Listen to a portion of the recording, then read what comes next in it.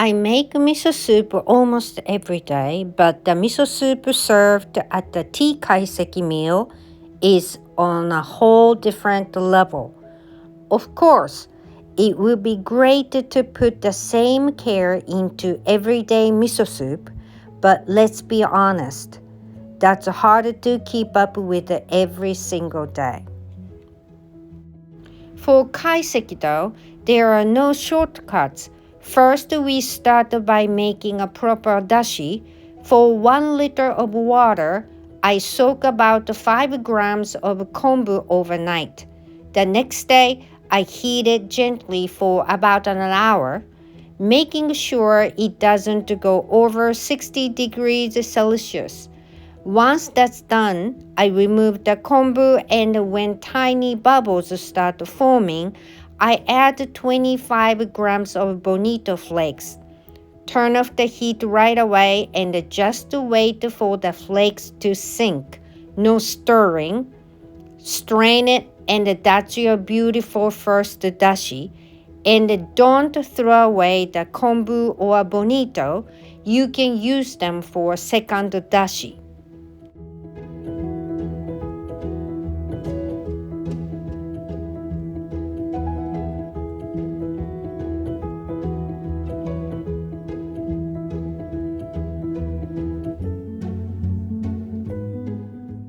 For the miso soup, I use 3 cups of this dashi.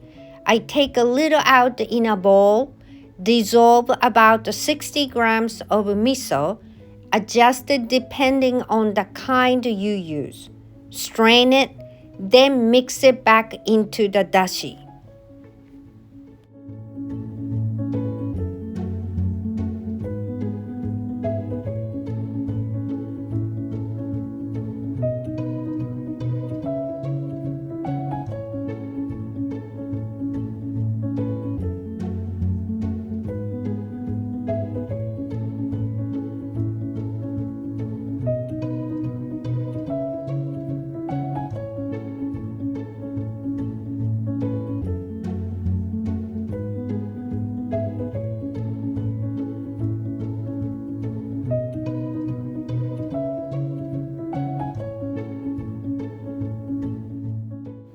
At the store, I found fresh taro, so I decided to make taro dumplings for today's miso soup. First, I scrubbed the taro really well.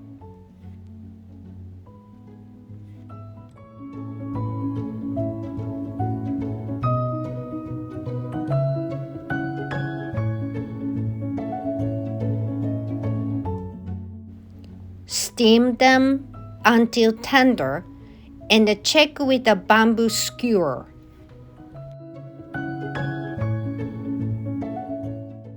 When they're done, I peel them while they're still hot, and I save the peels. Later, I cut them into the thin pine needle shapes for garnish.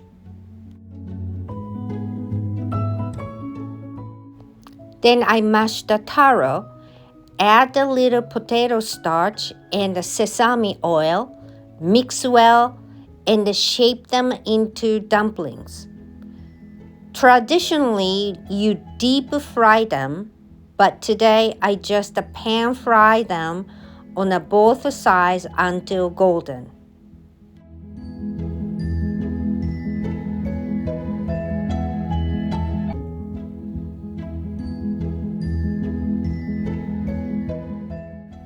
Kaiseki cooking is all about bringing out the natural flavors of the ingredients. The recipe I learned only used sesame oil and starch for the dumplings, but honestly, I think a little salt would make them even better. Everyone's taste is different, so feel free to adjust the seasoning to your liking.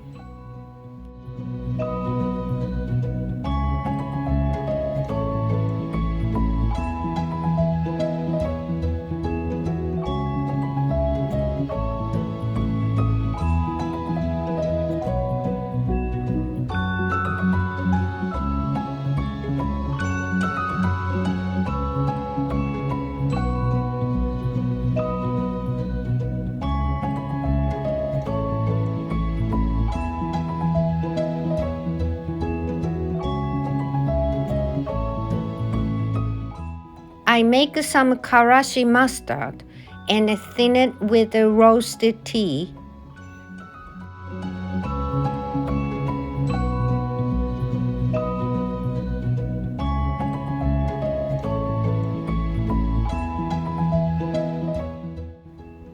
Assemble everything. Dumplings in the bowl, soup poured over, garnish with the pine needle peels, and a bit of mustard on the top.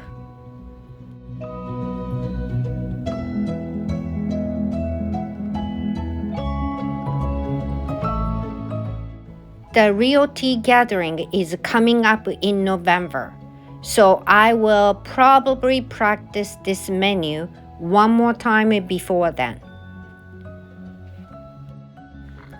Thanks for watching, and if you love tea culture and Japanese cooking, don't forget to like and subscribe.